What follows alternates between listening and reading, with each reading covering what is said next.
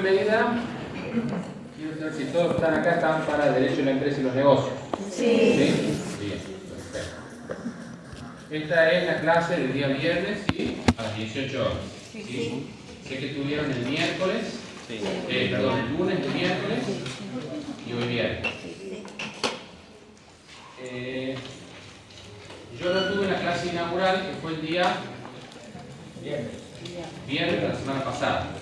Yo no pude estar, por eso me voy a presentar ahora, porque seguramente los que han estado no me vieron a mí en el caso de los profesores y no me conocen ni de vista. Yo soy el doctor Alonso, ¿sí? Yo estoy encargado de darles hoy el tema que está en la bolilla 3, ¿sí? Y el lunes vamos a ver patentes conmigo también, ¿sí? ¿Qué otra cosita? El tema de la asistencia que me preguntaba. Creo que la asistencia del sistema que tienen ustedes por la aplicación va a ser a partir del lunes, ¿sí? Hoy no hace falta que registren su asistencia. ¿Bien?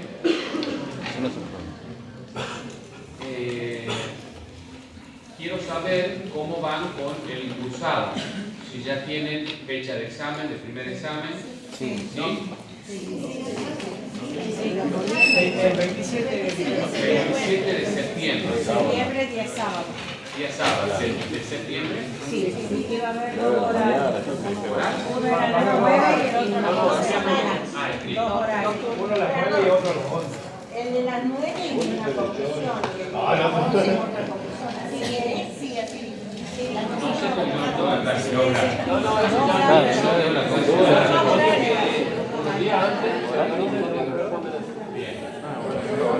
27 de septiembre. Estamos a 22 de agosto. Tienen muy poco tiempo, ¿sí? Es una materia larga, ¿sí? Es una materia compleja, ¿sí? Sí, es muy linda. Ahora vamos a tratar de que los temas sean más fáciles para ustedes cuando vayan a la lectura, lo comprendan. Lo que yo les recomiendo es que ustedes vayan con la lectura de las clases, ¿sí? Vayan al día con las clases, vayan leyendo, porque si no se les va a hacer mucho material, ¿sí? Entonces traten de ir estudiando con las clases. El lunes, ¿qué han visto, por ejemplo? ¿El doctor Caña? Sí. Bien. ¿Y el miércoles qué viene?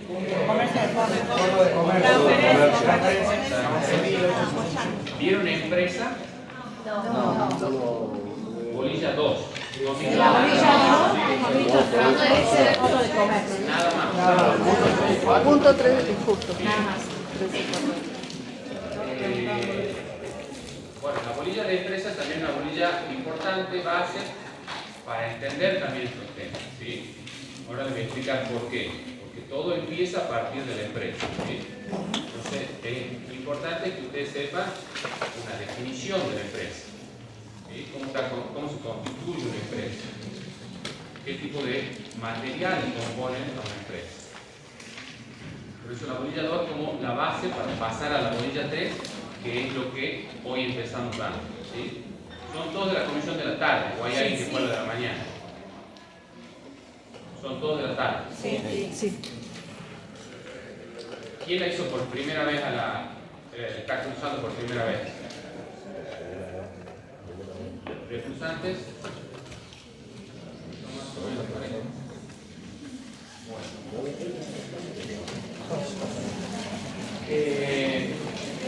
Otro tema.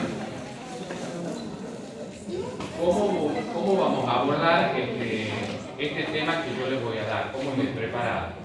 El primer power, ¿sí? Vamos a desarrollar la ley, ¿sí? La vamos a explicar, voy a tratar de ir despacio, ¿sí? Sé que hay una persona no vidente allá, una persona que tiene dificultad en el oído. Este tema está relacionado también con personas diferentes, ¿sí? También vamos a explicar esa parte. Es importante de que comprendamos primero esta primera parte. Yo les armé esta primera parte del PowerPoint desarrollando la ley, y después traje como dos ejemplos que tienen que ver con el derecho de autor, ¿sí? Para que se comprenda un poco o se dinamice un poco la ley que hoy les voy a explicar, ¿sí?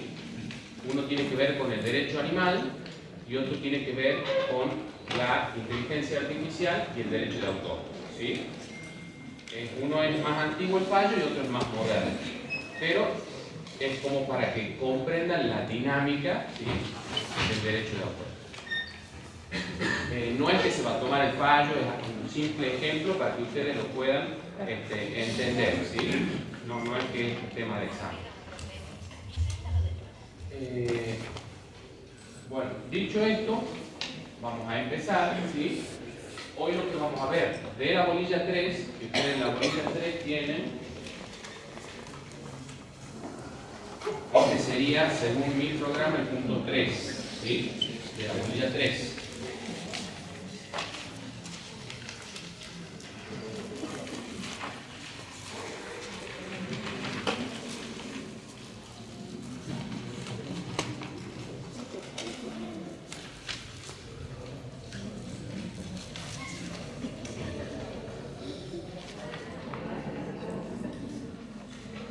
La bolilla 3 se titula Aspectos generales del ejercicio de la actividad empresarial y derechos derivados de la propiedad intelectual e industrial, ¿sí?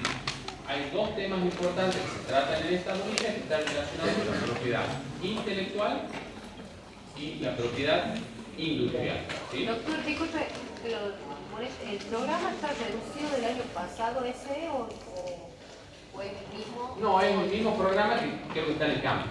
¿Ya ha podido empezar el campus? Sí, pues está reducido y solamente hasta la unidad 6. Ese es el programa. Claro, es que la primera parte va hasta la unidad 6. Sí. Lo que hoy vamos a ver es el punto 3 de la bolilla 3, ¿sí? Que está relacionado con el derecho de la propiedad industrial, intelectual. Este es el número de la ley, ¿sí?, que ustedes tienen que estudiar esta parte de la bolilla, ¿sí? La 11.723.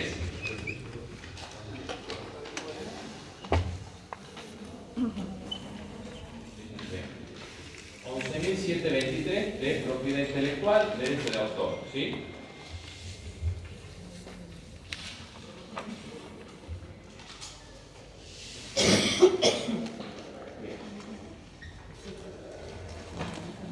¿Qué es lo que nos viene a plantear esta ley? Esta ley nos dice que el derecho intelectual, ¿sí?, lo que se va a tratar de registrar con esta ley son todos los frutos del intelecto. Cuando hablamos del intelecto, hablamos de la mente, ¿sí?, de lo que sale de nuestra cabeza, de nuestras ideas. Por eso está la palabra ideas. No es que se va a registrar las ideas, no, sino el producto de esas ideas, ¿sí? Los conceptos, no los conceptos que salen de nuestra mente, sino el producto que llegó de esos conceptos que creo, ¿sí?, que son expresiones creadas por la inteligencia humana. Y acá hay dos palabras importantes que quiero que subrayemos. Una es la inteligencia y otra que es humana, ¿sí? No estoy diciendo animal, estoy diciendo humano, ¿sí? Entonces son, en definitiva, los productos de la mente. Entonces eso es lo que se va a registrar con esta ley. Los productos que salen de nuestra mente. Y nuestra mente es humana, ¿sí?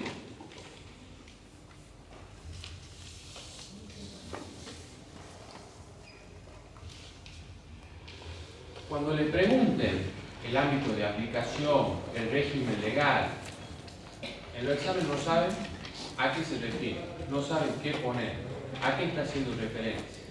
Ámbito de aplicación, la normativa legal, ¿dónde está regulado? ¿Sí? Esto está regulado principalmente en nuestra Constitución Nacional, usted tiene que decir, en el artículo 17 de la Constitución Nacional, ¿sí?, que dice, todo autor o inventor es propietario exclusivo de su obra, invento, descubrimiento, por el término que lo acuerde la ley. Ahora vamos a ver cuál es ese término, ¿sí? Primera regulación, la Constitución. Pero la Constitución es algo general, ¿sí? Entonces se necesita una ley especial, que es lo que hoy vamos a ver del derecho intelectual. Entonces, los derechos intelectuales pueden dividirse en dos grupos.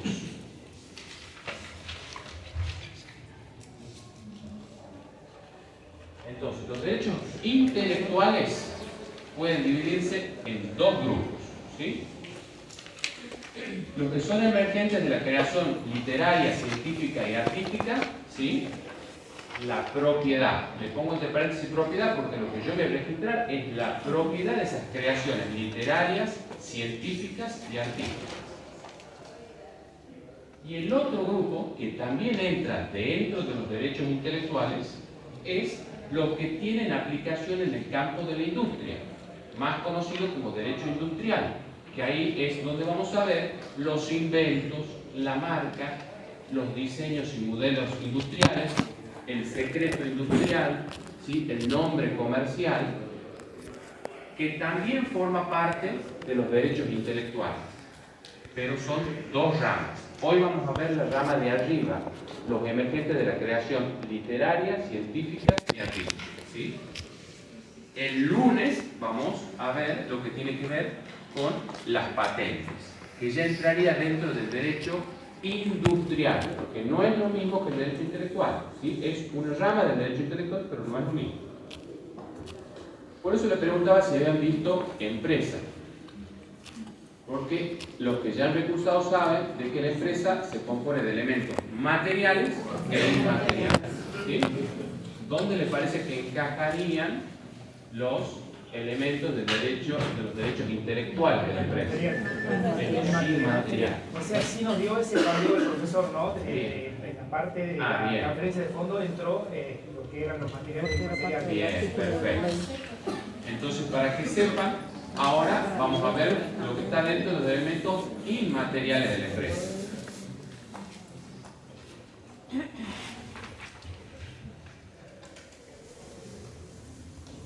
Entonces, como introducción tenemos la ley 11.723, de la que ustedes van a estudiar. Y fíjense que tenga la modificatoria, que es la ley 25.036. ¿Qué trae de importante esta modificación? La modificación trae la incorporación del software a la ley, ¿sí? Antes el software estaba legislado independientemente. Ahora ya todas las creaciones de software, de bases de datos, de programación, ya entran dentro del derecho de autor, ¿sí? Esa es la novedad que trae la ley 25.036. Regula la propiedad intelectual en Argentina. ¿Dónde la pueden encontrar a la ley? En Infolex, la pueden encontrar en la Dirección Nacional de Derecho de Autor. Pueden entrar a la página, ahí está la norma para descargarse. Es una página muy dinámica en la cual hay preguntas de cómo se registra una obra literaria, para encontrar distintas preguntas y respuestas que los usuarios se hacen. Pueden entrar a investigar la página, les va a servir mucho. ¿Cuál es el objeto entonces que tiene esta ley? Proteger las obras científicas, literarias y artísticas.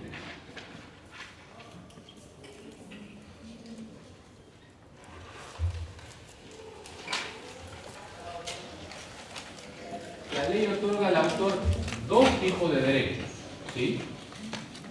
Los derechos patrimoniales. ¿Por qué hablamos de derecho patrimonial?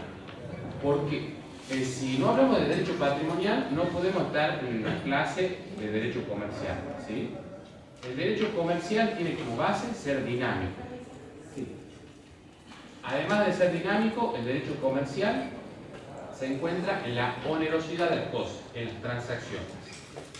Si hay algo que sea gratuito, ya desconfíen que sea comercial y pase a lo civil, ¿sí? Entonces, los derechos patrimoniales permiten al autor obtener beneficios económicos por el uso de su obra, por la venta de ejemplares, la realización de presentaciones, etc. Es el rédito económico que va a tener el autor. También conocido, lo van a encontrar en un libro como regalías, ¿sí? Pero también otro derecho que no deja de ser menos importante es el derecho moral del autor, ¿sí? Los derechos morales que también están protegidos por esta ley son los que protegen la relación personal del autor con su obra, como el derecho a ser reconocido como autor. Él quiere que su nombre figure, el derecho a oponerse a modificaciones no autorizadas por él, ¿sí? Ese derecho moral es un derecho que permanece hasta después de su muerte, ¿sí? No tiene una caducidad.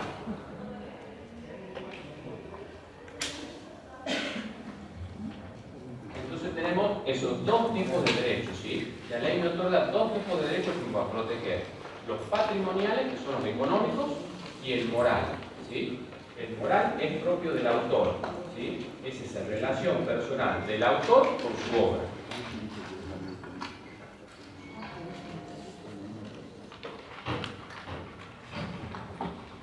Una vez que tengo la obra, ¿dónde la voy a registrar? ¿Sí? Este tema también es importante, porque para todo hay un registro. Para registrar una obra, ¿sí?, y asegurar su protección, se recomienda realizar el trámite ante la Dirección Nacional de Derecho de Autor.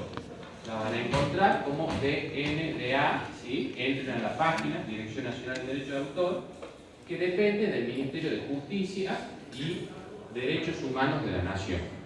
También es importante que sepan que esta Dirección Nacional de Derecho de Autor, ¿de quién depende en el organigrama? ¿Sí? Depende del ministerio. ¿Y cuál es ese ministerio? El Ministerio de Justicia y Derechos Humanos de la Nación. ¿Cuándo nace una obra? Eso también es importante. La obra nace en realidad con su creación, ¿sí? Cuando se crea la obra, ya nace la obra. La registración es al simple hecho de hacerla conocida frente a terceros y sirve para la oponibilidad frente a terceros, ¿sí?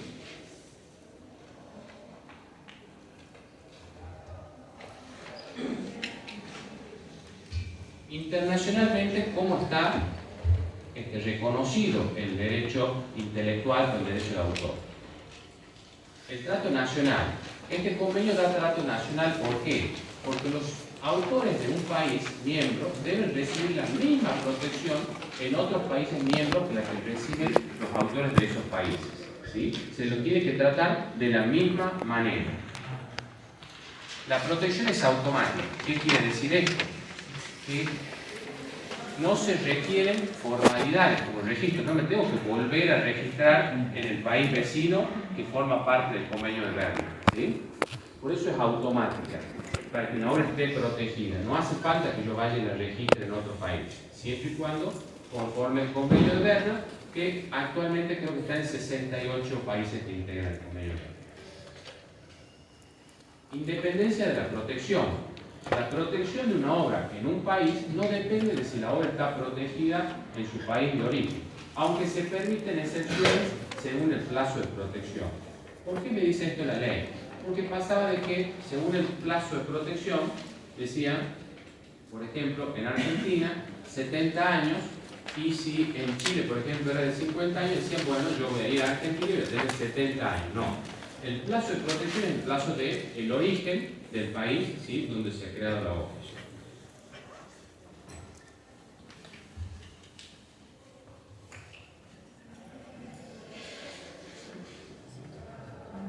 El artículo 1 de la ley es muy importante y taxativo también, porque nos va a dar cuál es el objeto de protección que tiene esta ley.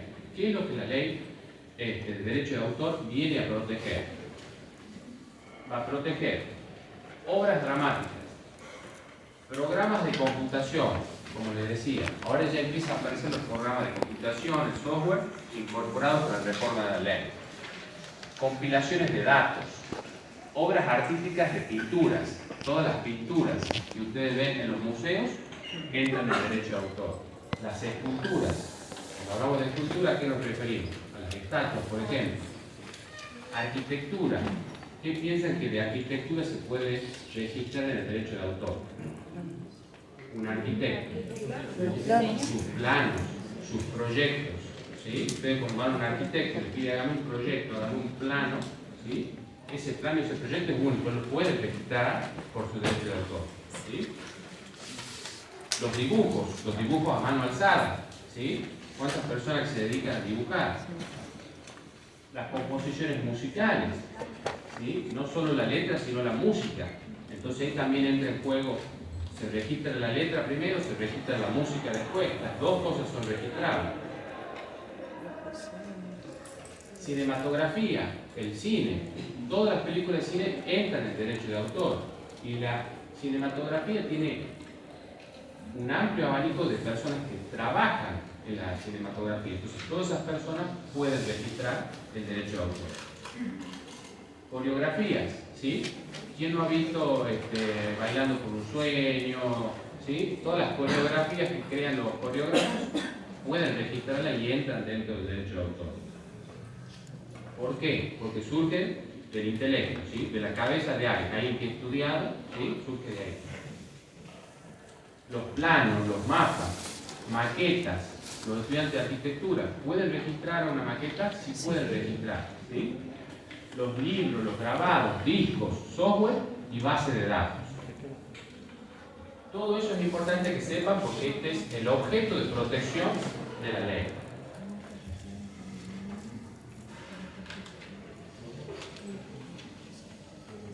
Derechos del autor. ¿Qué me dice el artículo 2? Es la facultad de disponer de la obra. Ese autor va a tener la facultad de disponer de su obra. ¿Qué quiere decir disponer? Venderla, cederla, imprimirla, no imprimirla, publicarla, ejecutarla, representarla, enajenarla, traducirla también, adaptarla y reproducirla. ¿Cuándo va a necesitar traducirla o adaptarla? Por ejemplo, cuando vaya a otro país, la quiera presentar en otro país que no hable el mismo idioma, que no tenga el mismo léxico, ¿sí? Porque las palabras de una obra literaria, acá en Argentina tienen un tono, pero en otros países tienen otro tono, tienen otro léxico, ¿sí? Entonces esa adaptación también se registra.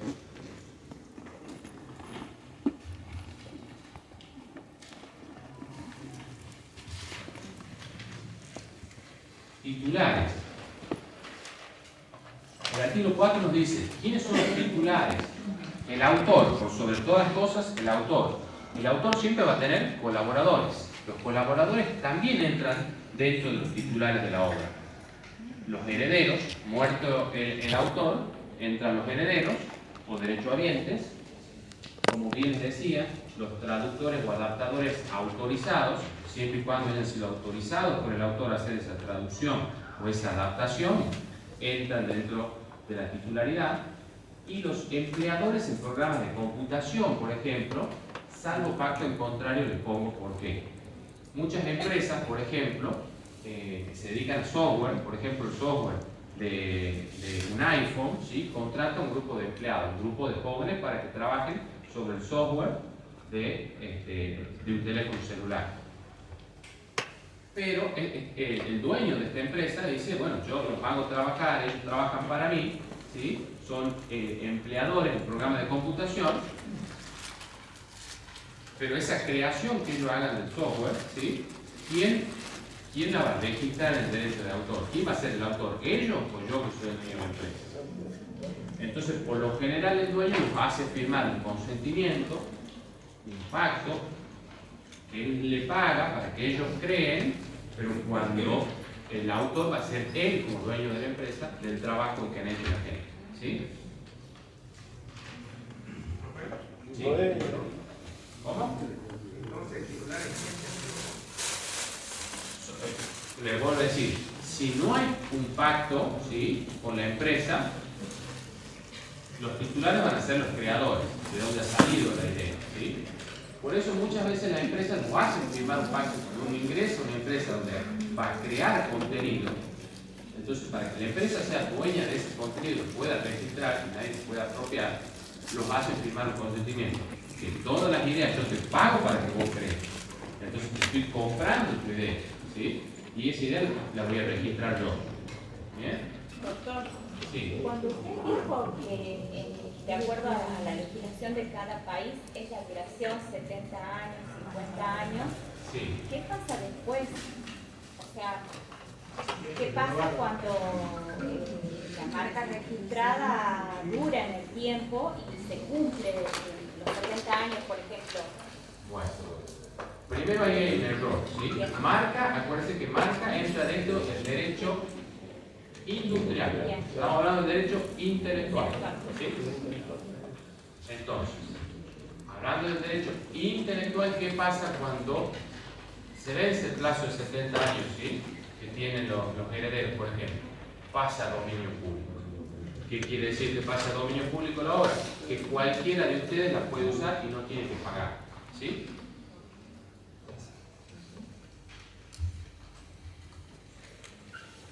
Ahora venimos con la duración de los derechos. Ahí nos estábamos anticipando. Artículo 5 y el 5 bis, para el autor o autora, toda su vida, ¿sí? Para el autor, el derecho de autor dura toda su vida. Para los herederos, ya falleció el autor, entran los herederos a cobrar. ¿Cuánto dura? 70 años. ¿Desde cuándo voy a contar esos 70 años? Desde la muerte del autor o autora, y se cuenta siempre desde el 1 de enero del año siguiente a la muerte. Para intérpretes y productores de fonogramas, ¿saben lo que son los fonogramas? Ahí entre paréntesis les puse registros sonoros. El fonograma es, por ejemplo, para que entiendan, porque en ley lo van a ver, el fonograma es la unión de dos letras que forman un sonido. Por ejemplo, la CH. El sh de la CH, bueno, eso es un fonograma, ¿sí? Se crea un fonema, ¿sí? Por eso se llama fonograma.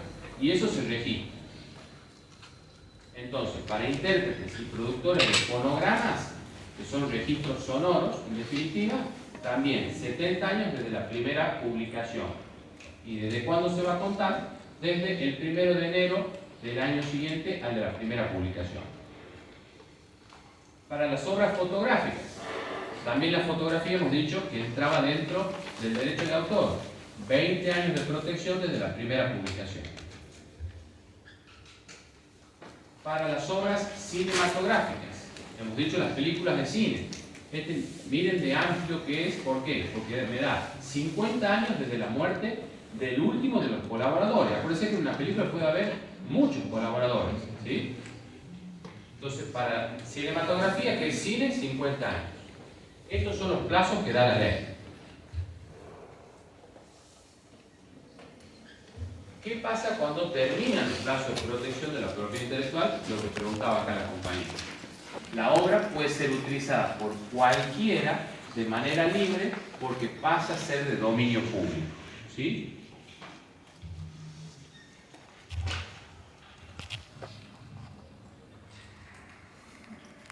Obras extranjeras. Y esto también puede ser no una pregunta de examen, pero sí un caso de examen. No sé si han visto que el doctor Maturpuri hace casos a los que ya le habían cursado la materia.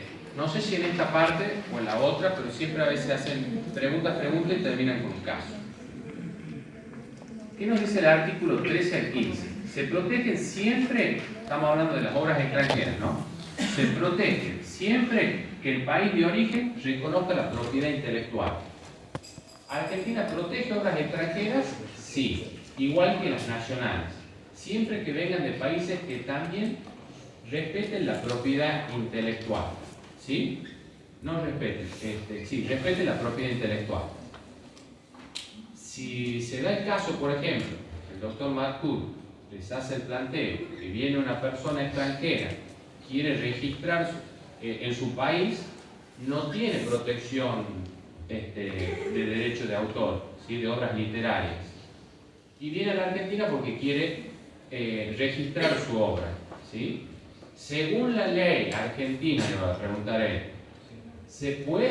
¿lo protege esa persona a la obra que viene de otro país? Entonces, ¿la trampa en dónde está? No lo protege. No lo protege, ¿por qué? Porque él ha dicho que en su país no tiene. ¿Me entiendes? Entonces, acá la ley es clara. Dice, yo sí te dejo proteger en mi país, pero siempre que vos tengas originariamente en tu país una protección. ¿Sí? Doctor, o sea que el país de origen forme parte de ese convenio que... Aparte de que forme parte del convenio, que el país de origen tengan una ley de propiedad intelectual. ¿Sí? Entonces, La duración, era lo que yo le decía, la duración no puede superar la prevista en su país de origen. Acá hemos visto que son 70 años. Si ellos en su país de origen tienen 50 años, en Argentina cuando la registren no es que van a tener 70 años como es acá, sino que conservan lo de su país de origen 50 años.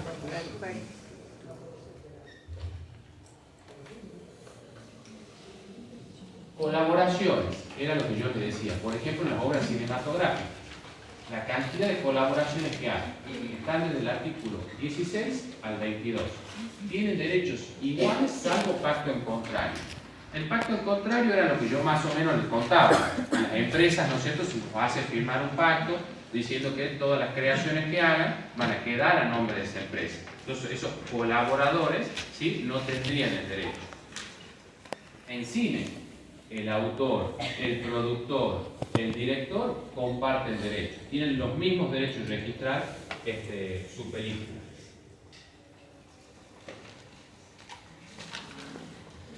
Traducciones y adaptaciones, lo que hablábamos. El artículo 23 a 26, ¿qué nos dice? El traductor o el adaptador tiene propiedad sobre su versión, siempre que los contratos de traducción se inscriban en el Registro Nacional de Propiedad Intelectual, dentro del año de la publicación de la obra traducida, salvo pacto en contrario. ¿Qué pasaría acá? El traductor y el adaptador, como ya les he dicho, la traduce a otro idioma, ¿sí?, o la adapta a otra región, a otro país. Esa persona que hace ese trabajo, si tiene autorización, obviamente, del autor de la obra, lo va a registrar, ¿sí? Tiene que registrar esa traducción o adaptación. ¿En dónde lo va a registrar? En el Registro Nacional de Propiedad Intelectual. ¿Cuándo no va a hacer falta que la registre? O sea, ¿cuándo no va a hacer falta que el autor autorice? Cuando sea el mismo autor, o sea, cuando yo cree mi obra ya traducida y adaptada, ¿sí? En ese caso, no hace falta. O que haya pasado el plazo de toda la duración ya directamente, que ya haya muerto el autor, el heredero, todo ya. En ese caso no necesita autorización.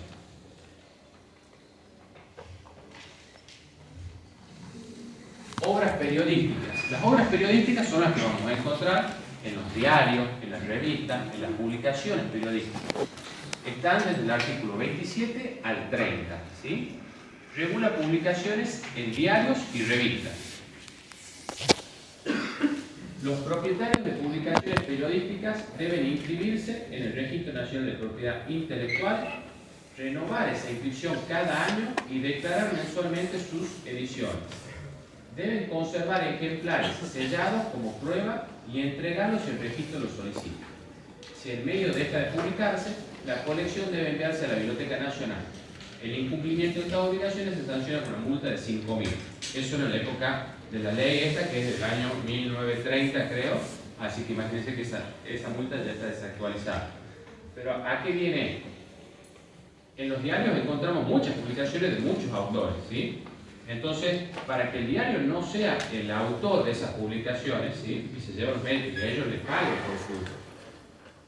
por su artículo, nos dice que ellos deben informar, ¿sí?, inscribirse primero en el Registro Nacional de la Propiedad Intelectual y informar cada extracto periodístico que ellos digan: yo trabajo para la Gaceta, escribo en tal sector, ¿sí?, y ellos cada vez que hacen un extracto lo publican, ¿sí?,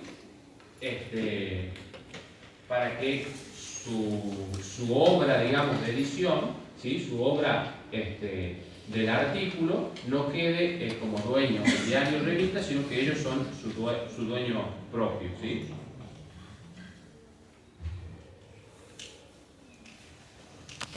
Retrato fotográfico y cartas, ¿sí?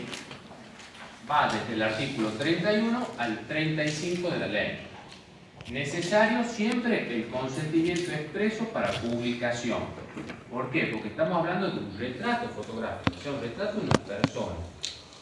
Muerta esta, muerta esta, tiene que haber autorización de su cónyuge, hijos o descendientes directos de estos, o en su defecto, del padre o de la madre, ¿sí? Siempre se va a necesitar el consentimiento.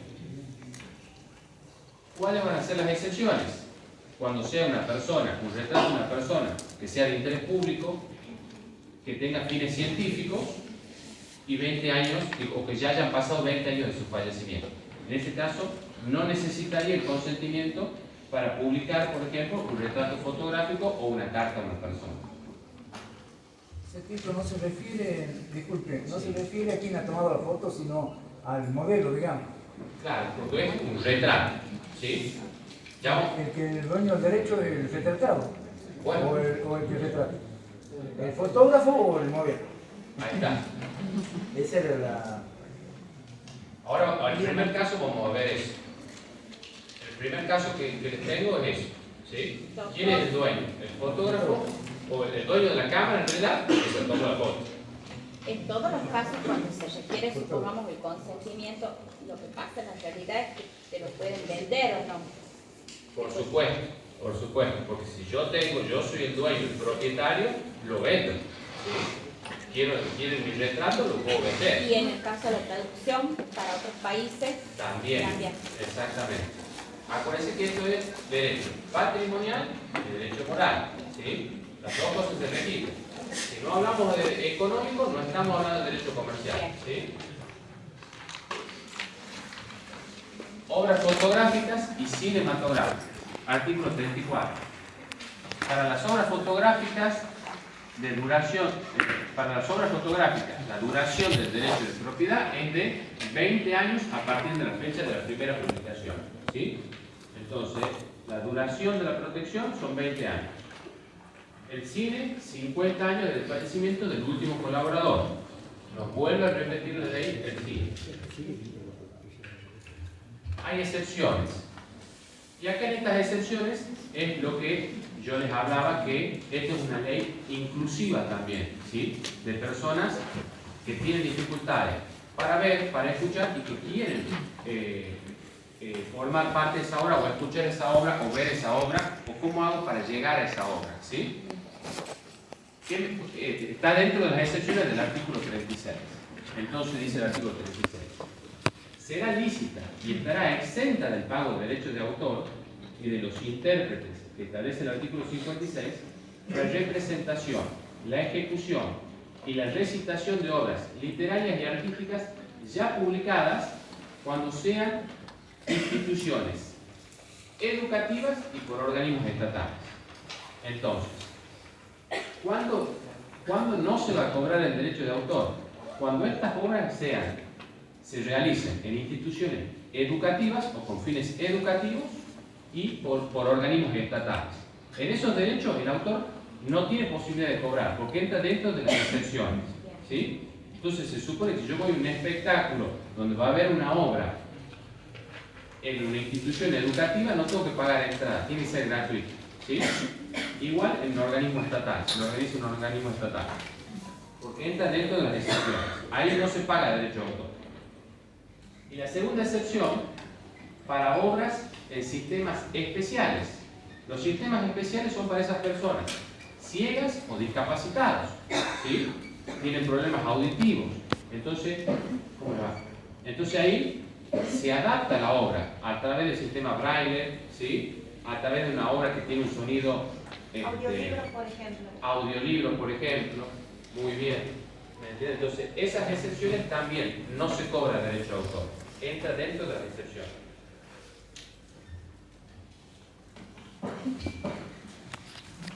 Contratos de edición. Del artículo 37 al 44. Cuando el titular del derecho de propiedad sobre una obra intelectual se obliga a entregarla a un editor y este a reproducirla, difundirla y venderla. Este sería el caso en que yo, titular de mi obra, quiero, por ejemplo, darle a la ley para que me la publique, para que me la edite y me la reproduzca y la difunda entre todos los abogados, ¿sí? Pero yo soy el dueño.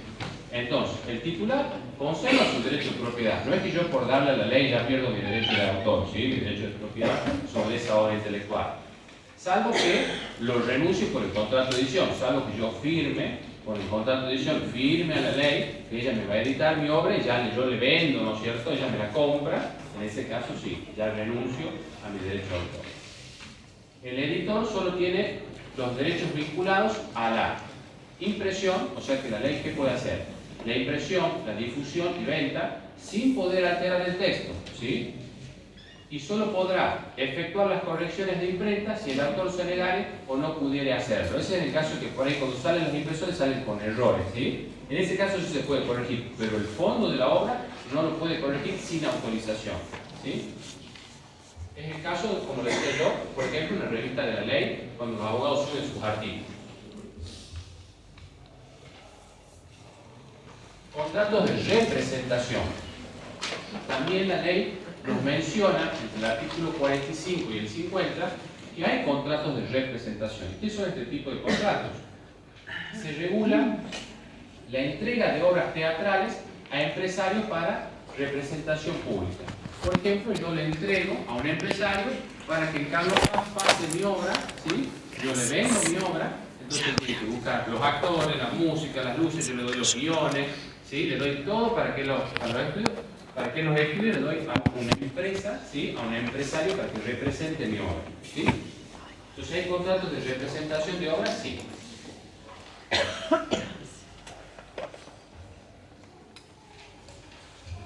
Venta y cesión. Artículos 51 al 55. Acá, el autor o sus derechohabientes pueden enajenar o ceder total o parcialmente su obra. Esta enajenación es válida solo durante el término establecido por la ley. Ya hemos visto cuáles son los términos. Entonces, ¿cuándo pueden vender la o enajenarla? Siempre y cuando estén dentro del plazo que nos da la ley.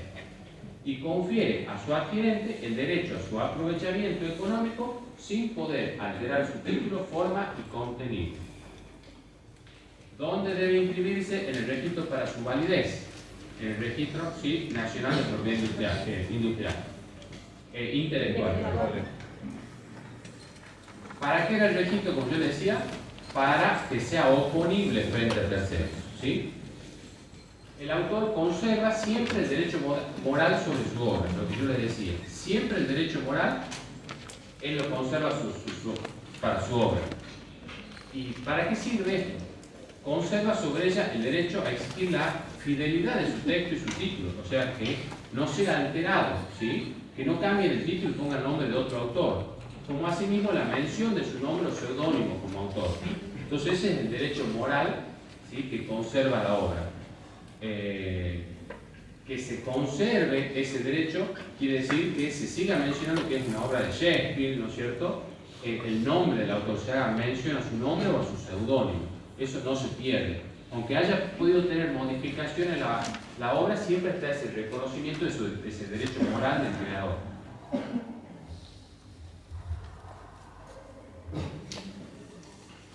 Programas de computación. Y era lo que yo les venía anticipando, que la ley sufre esa modificación porque el software tenía una ley independiente que no entraba dentro del derecho de autor.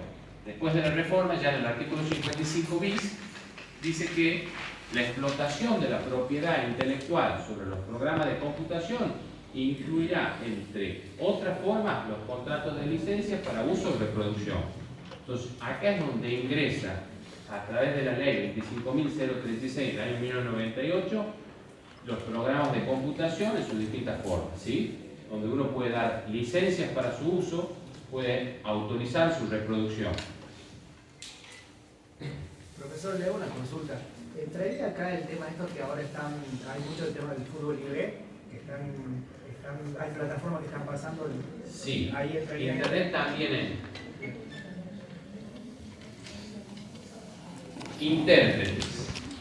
El artículo 56. Tienen derecho a retribución por la difusión o grabación de sus interpretaciones. Era lo que me preguntaban. ¿Cobran por eso? Sí, sí cobran. No llegándose a un acuerdo, el monto de la retribución quedará establecido en juicio sumario por la autoridad judicial competente. O sea que los intérpretes sí cobran, ¿sí? Si yo necesito que me la adapten a la obra un intérprete para que llegue a determinado público, eso se cobra. Si no se llega a un acuerdo con el monto, va a la autoridad judicial.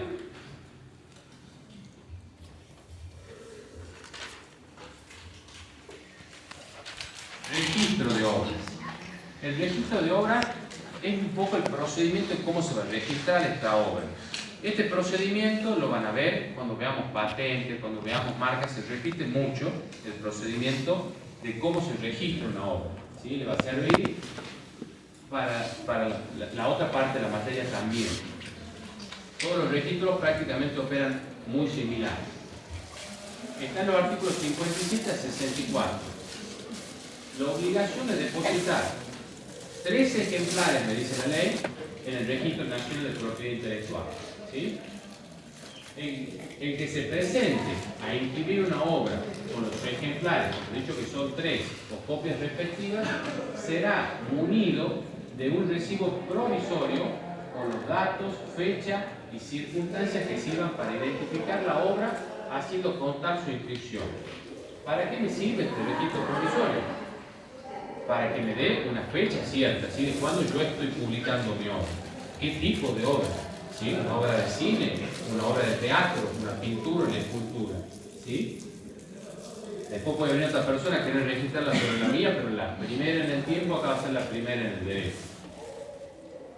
El Registro Nacional de Propiedad Intelectual hará publicar diariamente en el boletín oficial la nómina de las obras presentadas a inscripción, con indicación de su título, autor, editor, clase a la que pertenece, como decía, qué clase o género tiene la obra, y demás datos que la individualicen. Pasado un mes desde la publicación, ¿en dónde se publica? En el boletín oficial. ¿Sí? Pasado un mes desde la publicación, sin haberse deducido oposición, pero puede haber oposición, nada más que yo lo simplifiqué. El registro las inscribirá y otorgará a los autores el título de propiedad definitivo si estos lo solicitaron. Entonces, acá sería el caso en que yo publico mi obra, se publica en el boletín oficial, nadie se opone, queda firme y la puedo registrar, ¿sí? El registro me va a otorgar un título. Ese título, ¿cómo se llama? Certificado, ¿sí? Me da un certificado que yo soy el titular de esa obra. En el supuesto caso de que alguien se presente y se oponga a mi obra, diga, no, esa obra es mía, o yo he creado una obra similar, el registro analiza, lo pasa al ministerio, que hemos dicho que depende del Registro Nacional de la Propiedad Intelectual, lo pasa a su Ministerio de Derecho y Justicia y se analiza administrativamente, ¿sí? A ver cuál de las dos obras entró primero, cuál de las tiene derecho, ¿sí? Si no se llega a un acuerdo, se apela a esa decisión que toma el registro y ya se va a la justicia, ¿sí? Lo mismo lo van a ver en el procedimiento de la marca, lo mismo van a ver con las patentes, ¿sí? Cuando hay oposición y no se llega a un acuerdo en la etapa administrativa, por así decirlo, dentro del registro, ya se pasa a una instancia judicial. Y el juez competente siempre es el civil y comercial. Registro de contratos. Artículos 65 al 68. Se inscriben contratos de edición, de traducción, de cesión, de compra-venta y partición. Todos los contratos respecto de mi obra los tengo que inscribir para que tengan efecto, ¿sí? El registro estará bajo la dirección, cuando les pregunten cómo está compuesto el registro, ¿sí? Acá está en el artículo 65-68. El registro está bajo la dirección de un abogado, ¿sí? Que deberá reunir las condiciones requeridas por el artículo 70 de la Ley de Organización de los Tribunales bajo la superintendencia del Ministerio de Justicia e Instrucción Pública. Entonces, el titular del registro siempre es un abogado. Penas. Estos también son artículos importantes. ¿Qué pasa con la falta de conducta? Son penadas con la ley penal, ¿sí? Son penas penales. Artículos 71 al 74. ¿Cuáles son ellas? Defraudación de los derechos de autor es igual a un delito, ¿sí? Si se defrauda ese derecho de autor que venimos viendo, hay un delito.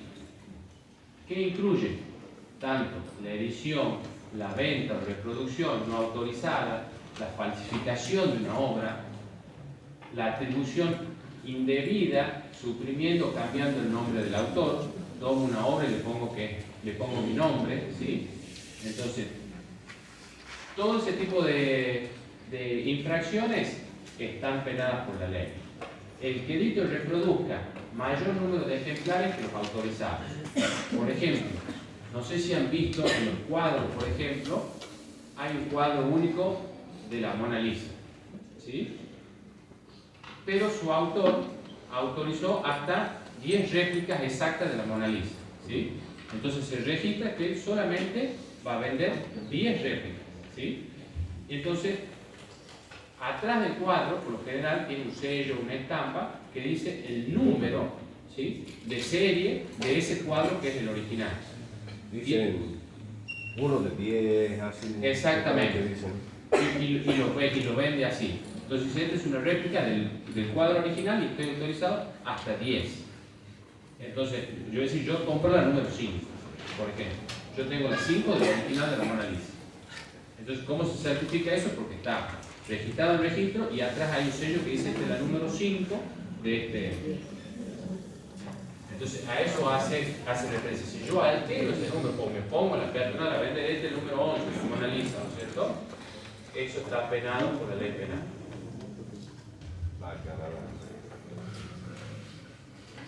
Penas especiales, el 72 bis, reproducción ilícita de fonogramas con ánimo de lucro, la prisión va de 1 mes a 6 años. Medidas preventivas. ¿Hay medidas preventivas? Sí hay medidas preventivas. ¿Qué son las medidas preventivas y quién las dicta? Está en el artículo 79. Las medidas preventivas las va a dictar el juez. Y si los jueces podrán, previa fianza, ¿saben lo que es la fianza, no es cierto? ¿Sí? Previa fianza de los interesados, decretar preventivamente la suspensión de un espectáculo teatral, cinematográfico, fílmico u otro análogo, el embargo de las obras denunciadas, así como el embargo del producto y de toda medida que sirva para proteger eficazmente los derechos que ampara esta ley. O sea, todos los derechos que ampara esta ley, si yo sospecho que hay una obra, por ejemplo, en el Teatro Alberdi, ¿sí?, y la denuncio, voy a un juez, pido una medida cautelar, pido una medida preventiva, previamente puedo decir, se han vendido 200 entradas, no puedo suspender una obra si no hay certeza de que realmente ha habido una infracción. Entonces, por eso hay una fianza previa, ¿sí? Entonces, yo pongo el precio de esas 200 entradas que se ha pedido como fianza, ¿sí?, para que el juez me decrete preventivamente la suspensión del espectáculo. Aquí hay una persona que dice que usted está en infracción de la ley de derecho de autor, ¿sí? Entonces se suspende la obra, se para la obra, obviamente entra en un proceso judicial, pero sí hay medidas preventivas, ¿sí? Porque dice, ay no, ya le están dando la obra, ya le están cobrando, sí se puede, ¿sí? Preventivamente se puede suspender espectáculo, se puede suspender filmaciones en un cine clandestino, se puede.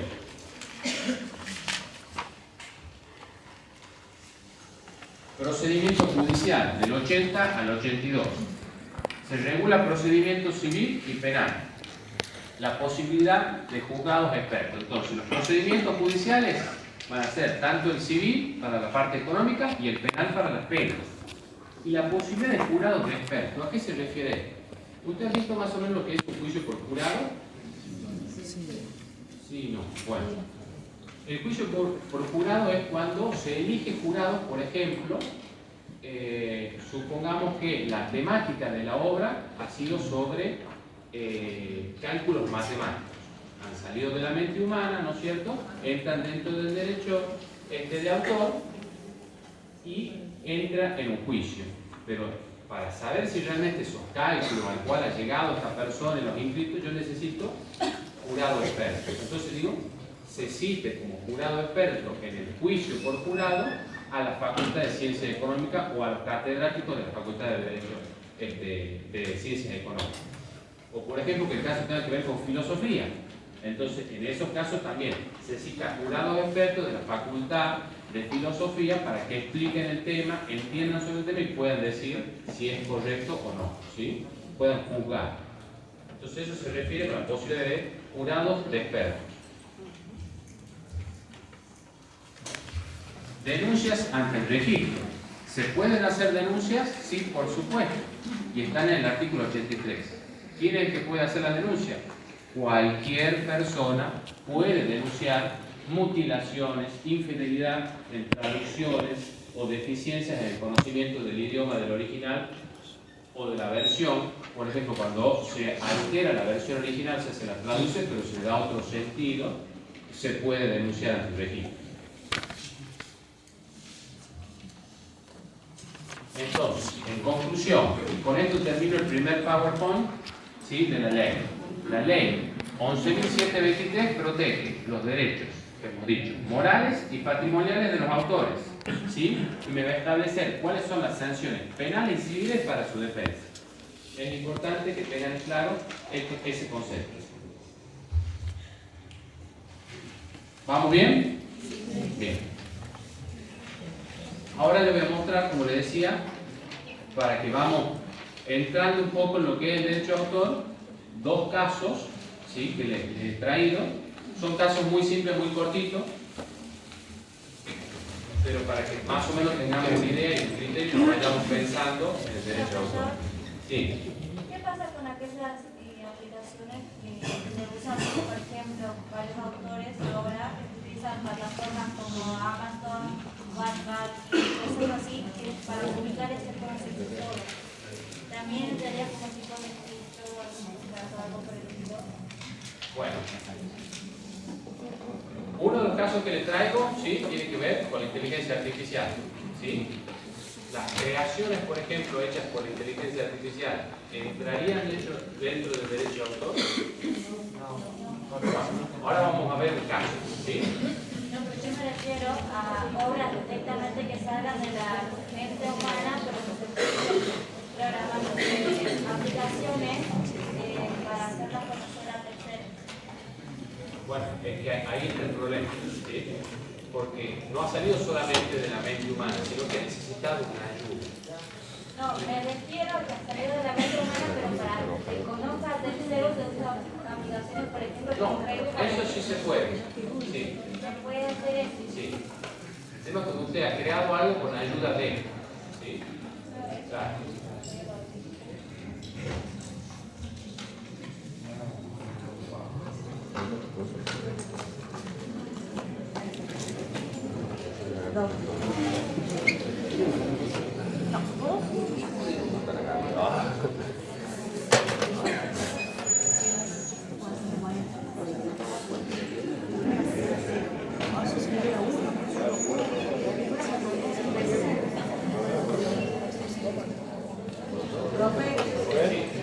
Cuando magistrado a las 6 de la tarde, en la parte de asistencia figuraba 00 y ahora figura 1. Si no lo marcamos, vamos a quedar que no vamos a venir acá. Pongan, pero el doctor Mantur me ha dicho Ya sé, pero ya figura ahora. Recién empezó a salir. claro, me ha dicho que a partir del 3 Claro, pero puede ser porque cuando magistrado a las 6 decía 0 y 0, entonces no dejaba marcar, pero ahora sí figura 1. Si no la marcamos, no va a figurar que vamos a hacer. No, el doctor Mantur dijo que de hoy no había problema. Profesor, Sí. ¿es muy caro registrar una obra? ¿O depende de...? Depende, por eso les pido que entren a la página de la dirección, ahí está bien explicado cómo es el procedimiento, cuáles son los montos, porque siempre se paga un arancel, ¿sí? Pero ahí está establecido, porque depende, si usted registra, por ejemplo, una canción, ¿sí? Entonces el registro le pregunta, ¿usted ha hecho la letra o la música? ¿O ha hecho ambas, la letra y la música? ¿Sí? No, yo he hecho la letra, él ha hecho la música. Ah, ya son dos personas distintas, ¿sí? Entonces se paga diferente, ¿me entiendes? Entonces ahí está bien explicado eso de cómo se paga, de acuerdo a lo que uno está por registrar. Un libro, ¿sí? ¿Cuántos capítulos tiene?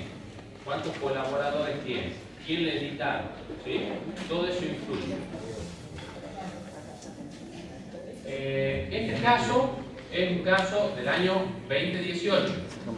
Capaz que algunos por el nombre no lo sacan. Naturo versus Slater, creo que no sé bien cómo se pronuncia el apellido del señor.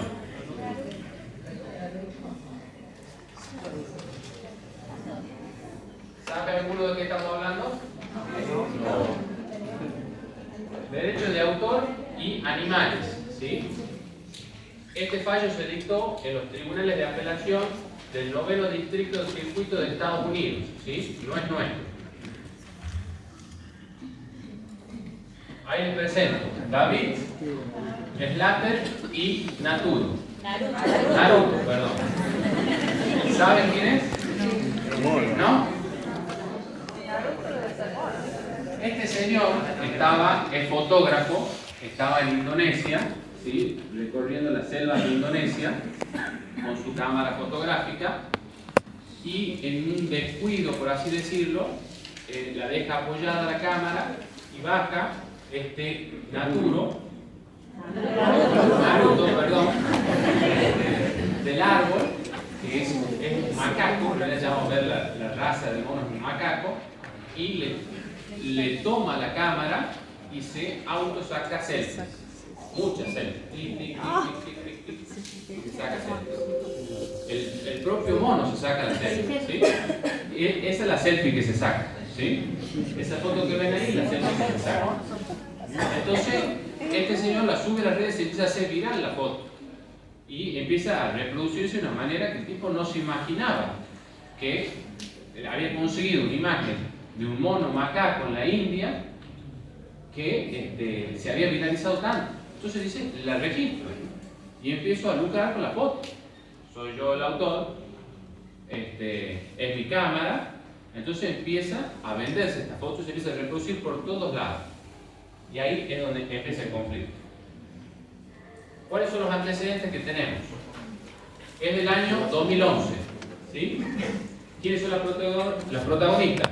Naruto, macaco negro crestado, ¿sí? Esa es su raza. ¿Quién era el fotógrafo? David Slater. Naruto tomó selfies, varias selfies, con la cámara de Slater en Indonesia, ¿sí? Esos son los antecedentes que tenemos acá. ¿Cuál es el conflicto? Las fotos se hicieron virales en internet. Al minuto ya estaban en internet, se hicieron virales, reproducciones, millones de copias. Aparece PETA. ¿Qué es PETA? Es una organización de personas por el trato ético de los animales. Y lo demandó a este señor, a este fotógrafo, en el 2015, en nombre de Naruto. Obviamente, porque el mono no podía demandar. Entonces la organización lo demanda al fotógrafo. ¿Sí? ¿Quién le reclama? Reclamaba el reconocimiento como autor, dice, bueno, soy el autor, el mono se sacó la foto, y los beneficios económicos Son para él. para la especie del mono. Que transportado en plátano o algo de eso para pagar, porque no lo hablas efectiva. No, pero puede proteger Claro, la organización quería que lo que se recaude vaya para el cuidado de los monos estos de la isla. ¿Sí? Hermano. ¿Cuáles fueron los argumentos de PETA? PETA es la organización, ¿sí? Ellos dicen que la ley de copyright no excluye expresamente animales. Dice, Naruto fue el autor material de la obra, porque él se autosaca la obra. Buscaban que las ganancias fueran en beneficio de los macacos, ¿sí? Bueno, vamos a ver los argumentos del fotógrafo. Argumento de Slater. ¿Cuál es? El primer argumento que él dice, solo humanos y personas jurídicas pueden ser titulares de derechos de autor. Él organizó la escena, porque dice, yo permití que el mono acceda a mi cámara, aporto el equipo, es mi equipo, y preparo el entorno. Yo lo podía haber espantado al mono y no dejar que se saque la selfie. O sea que yo he preparado el ambiente para que el mono se acerque a mi cámara y se tome la selfie. Ese es su argumento. Dice, un animal no puede demandar ni tener derechos patrimoniales. ¿Sí? Acá están los derechos patrimoniales. No estamos hablando de derechos morales, derechos patrimoniales. ¿Qué decide la justicia? ¿Sí? Primera instancia, año 2016. La demanda la desestiman, ¿sí? Apelan. 2018 sale la resolución de la Cámara. Fallo confirmado. Confirma el fallo. ¿Qué dice? Solo los humanos y personas jurídicas pueden ser autores, ¿sí? Animales no tienen legitimación activa. No hay una ley que proteja a los animales del derecho a autor. ¿Cómo termina este conflicto? Se llega a un acuerdo extrajudicial al fin y al cabo. Esta ley donaría parte de sus ingresos a la protección de los macacos, ¿sí? Es lástima eso. Es un ejemplo para que cuando yo les remarcaba que tiene que salir de la inteligencia humana, Que lo ¿sí? decía primero. Exactamente, ¿sí? A pesar de que él era el dueño de la cámara, él había hecho toda la escena para que uno tome la selfie, ¿sí? La ley solamente ampara a los humanos, ¿sí? No está legislada parte animal. Este es el primer fallo que yo les he traído. Doctor, pero ese acuerdo extrajudicial se da antes de la sentencia, después de la sentencia. ¿El acuerdo? Claro. No, después se llega a ese acuerdo. O sea, porque él quiere Sí, ayudar. extrajudicial. Sí, él quería demostrar de que no tenía razón esta gente, Claro. pero sí estaba dispuesto a donar parte de lo que había recaudado. Le tenía pena al mono. El kilo de banana. Ahora sí necesita un voluntario, alguien que quiera leer. Rubén, Sarmientito, pasa. Sarmientito. ¿Gusta leer? Ay, me Sí. encanta. Figura que...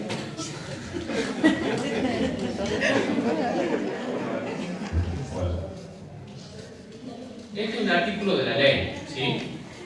Salió hace poco tiempo, dentro de todo nuevo. El título es Los desafíos que nos trae la inteligencia artificial en el contexto del derecho de autor.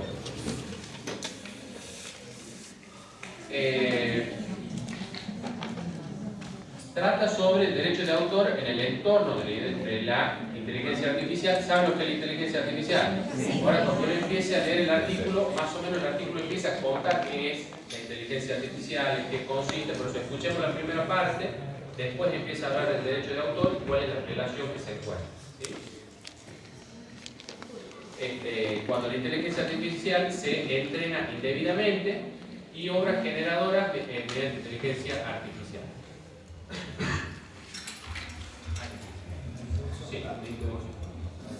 Introducción a la IA. Invaluable es la importancia que ha adquirido la inteligencia artificial en general.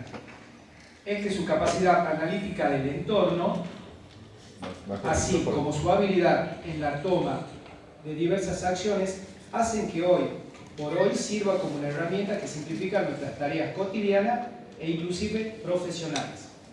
Tal es así que a la fecha son frecuentemente utilizadas para aplicaciones que van desde la traducción de textos, la configuración de filtros de correo electrónico para clasificar ciertos contenidos como spam o la selección de contenidos afines a nuestras preferencias en plataformas de entrenamiento, hasta la asistencia por voz, la edición de imágenes, el reconocimiento facial y en contextos de hardware, el control de vehículos autónomos, drones, robots de cocina, entre otros, tal como infiere un comunicado de la Comisión Europea del año 2018, al igual que lo hicieron la máquina de vapor o la electricidad en épocas anteriores, la IA está transformando nuestro mundo, nuestra sociedad y nuestra industria.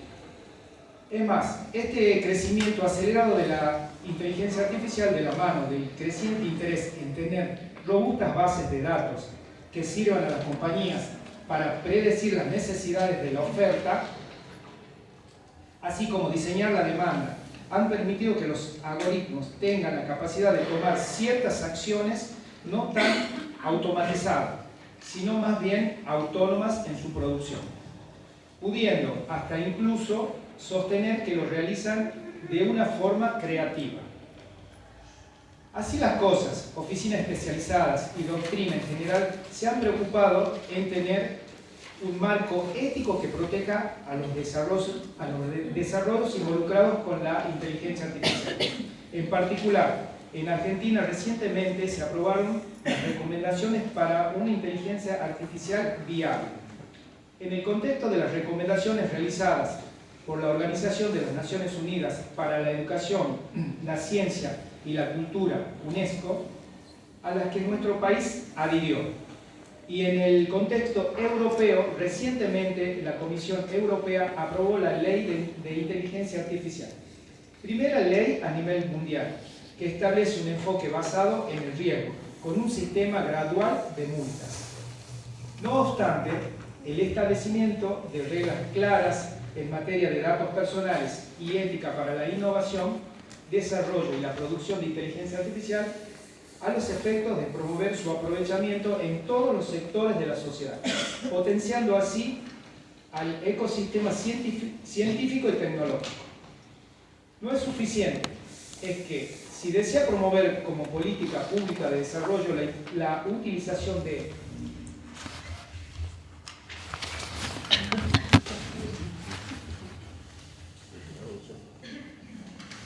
bueno, no se ve un poco acá que está abrochado, de exigir reglas claras para que deseen invertir en para aquellos que deseen invertir en el desarrollo o utilización de algoritmos. Ahí más o menos explica qué es la inteligencia artificial, ¿no? En qué consiste. Y ahora va a hablar de derechos de autor en el entorno de la IA, ¿sí? Que es lo que nos interesa a nosotros. ¿Quieres ir leyendo? ¿Sí? En el ámbito del derecho de autor y la propiedad intelectual en general, resulta necesario reflexionar sobre las implicancias derivadas del empleo de la inteligencia artificial y su relación con dichos derechos. Es que, si se desea fomentar una industria con inteligencia artificial, tal como ya se adelantó, también debe promoverse un marco de seguridad jurídica equilibrado. La criticidad del asunto se da en la confluencia entre la inminencia del desarrollo de la inteligencia artificial y la antiquísima normativa del derecho de autor. Rama del derecho que su origen se remonta al desarrollo de la imprenta, en particular con el Estatuto de la Reina Ana de 1710. Más aún, haciendo un poco de historia, se puede destacar que este esfuerzo intelectual en adaptar dicho marco regulatorio no es algo novedoso, sino que viene dando desde hace varios años. Esto es, por citar un ejemplo, con la inclusión expresa de los códigos fuente y objeto de programas computacionales como obra, siendo ello precisamente ratificado en nuestro país en el año 1998 con la ley 25.036. Yo le decía, el software entra a la ley de derecho de autor. ¿Sí? A pesar de la escasa normativa local, esta se encuentra complementada por acuerdos internacionales que han logrado una gran adhesión, en particular el acuerdo sobre los aspectos de los derechos de propiedad intelectual relacionados con el comercio, la sigla API, de la OMC del año 94, y el tratado de la OMPI sobre derechos de autor, TODA, del año 96. En consecuencia, a la luz de la totalidad del plexo normativo, toda creación humana que sea lo suficientemente creativa y genere consecuencias, como consecuencia de ello una obra, será posible ser protegida por el derecho de autor, ya sea que esa obra sea literaria, cinematográfica o en el contexto que nos ocupa un desarrollo de la inteligencia artificial. En consideración de lo antes expuesto, todo código original y desarrollado por un humano que dé lugar a la creación de un sistema con inteligencia artificial, esto es, una red neuronal basada en algoritmos, encontrará su resguardo en dicha normativa, resultando a fin de cuentas su autor y titular de los derechos económicos y morales resultantes. Cuando la inteligencia artificial se entrena indebidamente. La conclusión arribadas en el punto anterior encontrar un diseño si para llegar a dichos resultados se han tomado de base otras obras protegidas por el derecho de autor. Sería sería el caso cuando la inteligencia artificial se retroalimenta por contenidos u obras que no pueden reproducirse, disponerse o copiarse sin el consentimiento expreso del titular. En consecuencia, la violación a los derechos de autor de la obra primigenia inhabilita la legitimidad en alegar derechos respecto al resultado arribado. Situaciones tales como las anteriores se encuentran actualmente en debate. Así se puede resaltar el caso promovido por Get Images, esta difusión en el Reino Unido, bajo el alegato de que dicha herramienta de inteligencia artificial para la creación de imagen, conocida como Stability Inteligencia Artificial, fue entrenada utilizando imágenes y bases de datos de su titularidad y sin su consentimiento, inclusive manipulando las marcas de agua que le permitían gestionar sus derechos, así como difusión de sus registros marcados. Similares demandas se han presentado también frente a Open Inteligencia Artificial. Si bien no hay una resolución al caso Get Images, podemos adelantar que dicha resolución dependerá principalmente de la tecnicidad de las pruebas aportadas por las partes, así como los resultados arrojados por las pericias informáticas. En definitiva, redundará en si se detecta o no una capacidad creativa en dicha inteligencia artificial,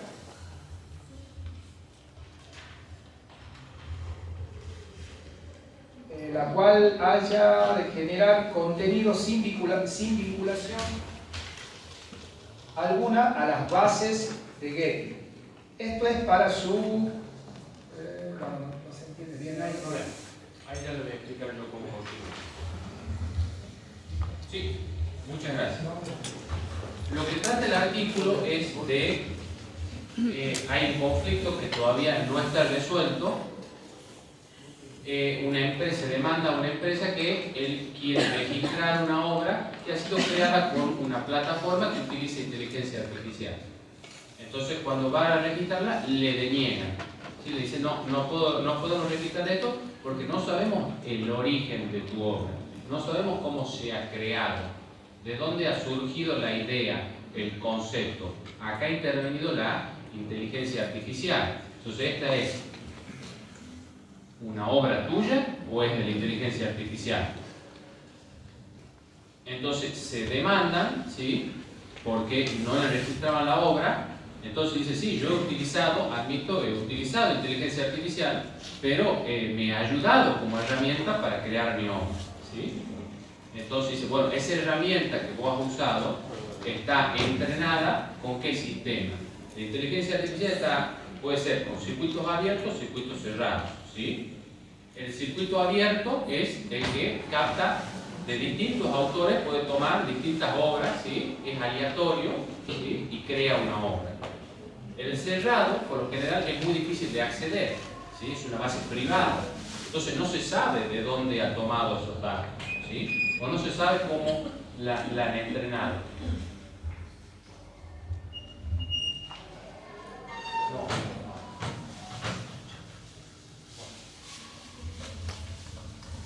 Después, terminamos la clase. Ya terminé. Entonces, como no se ha llegado a una conclusión todavía en este juicio, ¿sí? Por eso es que el artículo dice, este juicio va a terminar de acuerdo a la prueba que aporte cada uno, ¿sí? ¿Por qué? Porque si se logra demostrar que se ha creado con una base de datos cerrada, con un origen que no ha intervenido, o sea, que ha ayudado solamente al autor, ¿sí? A desarrollar su obra, va a ser una cosa.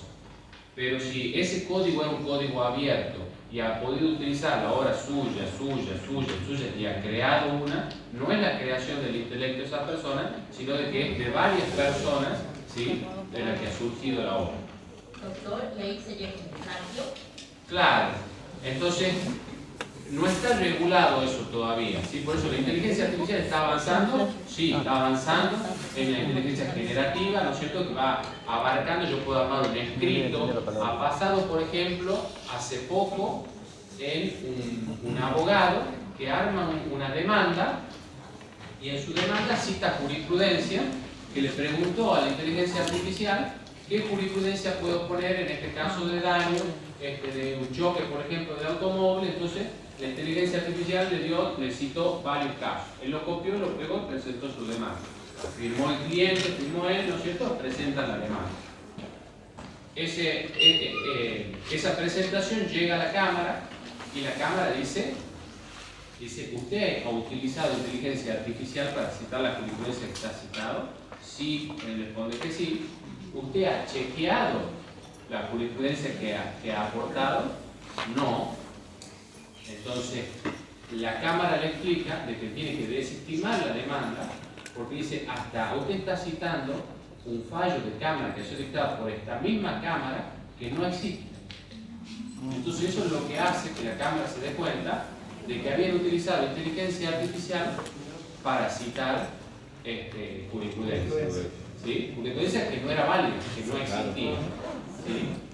Entonces se tiene por desestimada la demanda. ¿Por qué? Porque él ha infringido también los derechos éticos.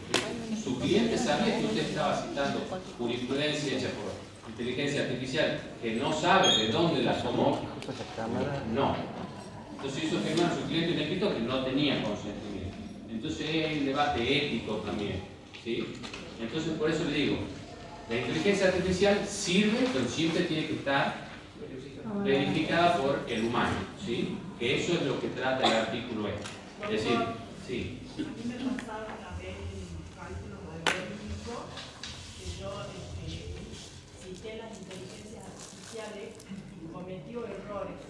Entonces cuando yo le argumento que había errores en el cálculo, que de acuerdo a ciertas propiedades no correspondían los resultados que me lanzaba, reconoció que sí había cometido errores. Yo creo que la inteligencia artificial podría servir más de ayuda que de... Exacto, es una herramienta, nada más. ¿Qué es lo que se discute ahora también? Como para llegar a un resultado mejor, hay gente que se especializa en crear prompts. ¿Sí? ¿Saben lo que son los prompts? Los prompts son las indicaciones que uno le da a la inteligencia artificial. Ese prompt, si yo creo un buen prompt, ¿sí?, yo soy el intelectual que lo creó, ¿sí?, salió de mi mente ese prompt. Entonces también está el debate si ese prompt yo lo puedo registrar, ¿sí?, como derecho de autor y venderlo. Es decir, te va a resultar, porque yo lo he creado y lo he chequeado, de que no te va a dar una respuesta errónea, ¿sí? Entonces mucha gente está haciendo eso también. Crea un prompt y lo quiere vender, ¿sí? Entonces ese prompt está creado realmente por inteligencia artificial o ha salido de la persona humana, ¿sí? Entonces ese es el debate que ahora está un poco, que van a encontrar fallos y diferencias. Por eso es que le quería traer estos dos casos, ¿sí?, para que un poco a la ley la entiendan, la bajen, ¿sí?, y una vez que la lean le vaya quedando estos conceptos y les sea más fácil de estudio, ¿sí? No es que no un fallo de mucho menos, sino solamente para que lo comprenden, ¿sí? ¿Esto está en el campo?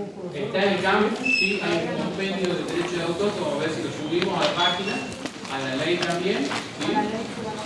Y voy a hablar con el doctor Matú para ver si subimos a Pablo. ¿Ah?